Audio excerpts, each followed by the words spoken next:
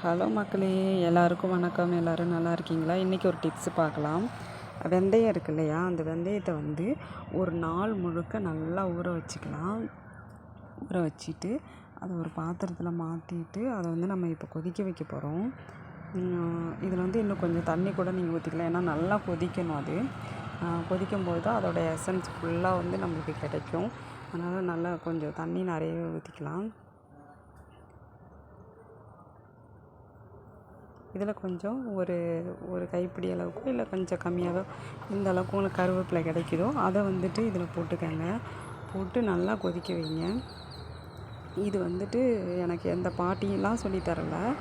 எனக்கு யூடியூப் சொல்லி கொடுத்த விஷயந்தான். நான் ஒரு டாக்டரோட வீடியோஸ் பார்ப்பேன். அவங்க தான் எனக்கு இந்த முடி கொட்டுறதுக்கான ஒரு சொல்யூஷனை சொன்னாங்க. அதை நான் வந்துட்டு ஃபாலோ பண்ண ஆரம்பித்தேன். எனக்கு வந்து ஒரு 4 நாள்லேயே நல்ல ஒரு மாற்றம் தெரிஞ்சுது. பாருங்கள், இது நல்லா கொதிக்குது பாருங்கள். இதை கொதிக்க வச்சுட்டு நம்ம வடிகட்டி யூஸ் பண்ணணும். இப்போ வந்து ஒரு வடிகட்டி வச்சு இதை நல்லா வடிகட்டிக்கங்க. இதை நீங்கள் தொடர்ந்து நல்லா வந்து தலை குளிச்சுட்டு இதை மாதிரி நீங்கள் பண்ணிங்கனாக்கா உங்களுக்கு முடி கொட்டுறது சுத்தமாகவே நின்றுடும். அந்த அளவுக்கு நல்ல ரிசல்ட் இது. எனக்கே ரொம்ப ஆச்சரியமாக இருக்கும். எங்கள் வீட்டில் 3 பேருமே இதை வந்து நாங்கள் பயன்படுத்துவோம். பாருங்கள், இது போல் நல்லா வடிகட்டிக்கிங்க. வடிகட்டிட்டு இது வந்துட்டு கொஞ்ச நேரம் வந்து நல்லா ஆற வைக்கணும். ஏன்னா ரொம்ப சூடாக இருக்கும் இல்லையா, அதனால் கொஞ்சம் வெதுவெதுப்பு சூடு இருந்தால் நம்மளுக்கு போதும்.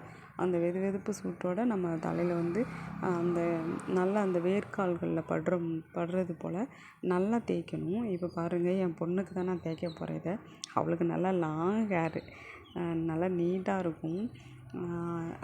இது வந்து அவளுக்கு தான் தேய்க்க போகிறேன். அவள் ஃபேஸை காட்டவே மாட்டேன்ட்டா.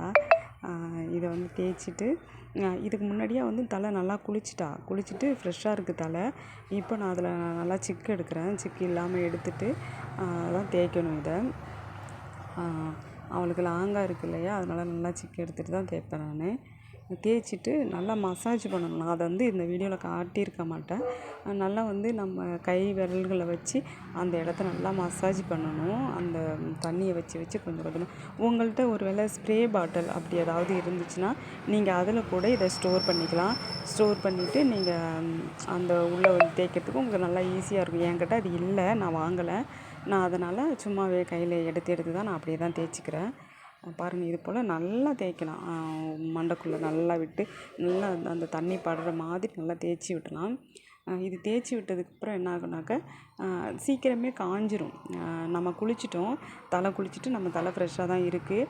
இப்போ நம்ம இதை தேய்ச்சதுக்கப்புறம் ஏன்னா இது வெறும் தண்ணி மட்டும்தானே, தண்ணியாக தானே இருக்குது. அதனால் இது வந்து உங்களுக்கு சீக்கிரமே காஞ்சிரும். காஞ்சதுக்கப்புறம் நீங்கள் வந்து வழக்கம் போல் நீங்கள் என்ன யூஸ் பண்ணுறீங்களோ அதை நீங்கள் பயன்படுத்தி நீங்கள் தலை சீவிக்கலாம்.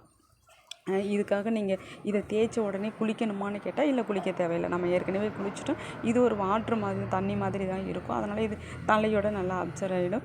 ஒன்றும் பிரச்சனை கிடையாது. நல்லா முடி ஃபுல்லாகவே தேய்ச்சி விட்டேன். ஏன்னா நிறையவே இருந்துச்சு, அந்த தண்ணி கொஞ்சம் எக்ஸ்ட்ராவே இருந்துச்சு.